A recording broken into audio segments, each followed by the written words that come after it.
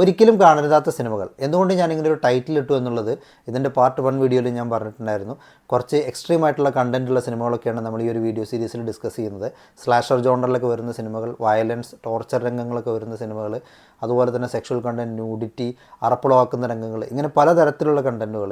അതുപോലെ തന്നെ ഇതിൽ പല സിനിമകളും പല രാജ്യങ്ങളിലും ബാൻ ചെയ്യപ്പെട്ടിട്ടുള്ളതാണ്.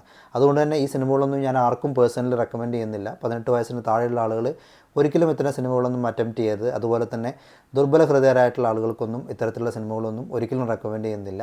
ഈ ഒരു കാറ്റഗറികളിലൊക്കെ വരുന്ന ടൈപ്പ് ഡിസ്റ്റർബിംഗ് ആയിട്ടുള്ള സിനിമകൾ കാണാൻ താല്പര്യവും മനക്കട്ടിയും കൗതുകമുള്ള ആളുകൾ മാത്രം ട്രൈ ചെയ്താൽ മതി. പുതിയൊരു അധ്യായം ടാക്കീസ് മീഡിയയിലേക്ക് വീണ്ടും സ്വാഗതം.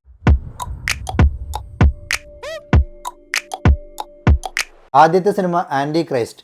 സാഡോമസോക്കിസം എന്ന് പറയുന്ന ഒരു സബ്ജക്റ്റാണ് ഈ ഒരു സിനിമ ഡീൽ ചെയ്യുന്നത്. അവസാനത്തെ ഒരു 45 മിനിറ്റൊക്കെ ഭയങ്കര ഡിസ്റ്റർബിംഗ് ആണ്. ന്യൂഡിറ്റിയുടെ ഒരു അതിപ്രസരമൊക്കെ കടന്നു വരുന്ന ഒരു സിനിമയാണിത്.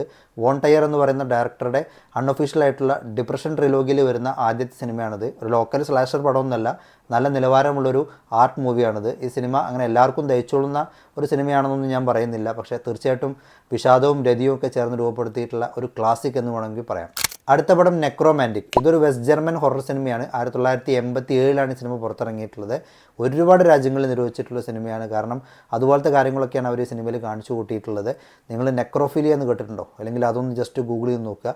അതും അതിലപ്പുറവും ഈ സിനിമയിലുണ്ട്. അത്ര നിലവാരമുള്ളൊരു സിനിമയാണെന്നൊന്നും ഞാൻ പറയുന്നില്ല. പക്ഷേ ഇത്തരം എക്സ്ട്രീം ആയിട്ടുള്ള കണ്ടൻറ്റുകളൊക്കെ കൊണ്ട് ശ്രദ്ധ നേടിയിട്ടുള്ളൊരു സിനിമയാണ്.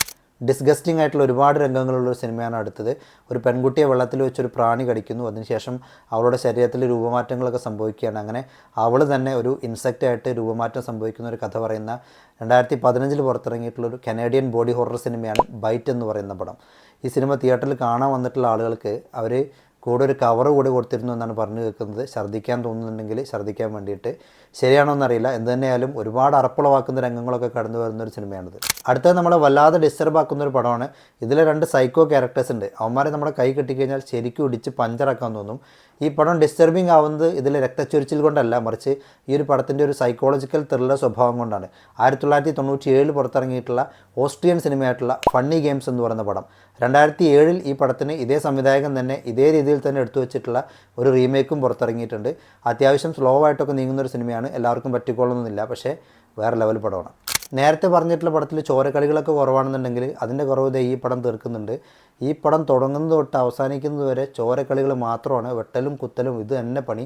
2001 പുറത്തിറങ്ങിയിട്ടുള്ള ജാപ്പനീസ് സിനിമയായിട്ടുള്ള ഇച്ചി ദ കില്ലർ. യാക്കുസ ഗ്യാങ്ങിലുള്ള കാക്കിഹാര എന്ന് പറയുന്ന അയാളുടെ ബോസിനെ കൊന്നിട്ടുള്ള ഇച്ചി എന്ന് പറയുന്ന കില്ലറെ തേടി ഇറങ്ങുന്നതും പിന്നീട് നടക്കുന്ന സംഭവങ്ങളൊക്കെയാണ് ഈ ഒരു സിനിമയിൽ. ഒരുപാട് രാജ്യങ്ങളിൽ നിർവഹിച്ചിട്ടുള്ളൊരു സിനിമയാണ്. ഈ സിനിമ എല്ലാവർക്കും പറഞ്ഞിട്ടുള്ളതല്ല. തീർച്ചയായിട്ടും ലോലഹൃദയരായിട്ടുള്ള ആളുകളൊക്കെ പ്ലീസ് സ്റ്റെപ്പ് ബാക്ക്.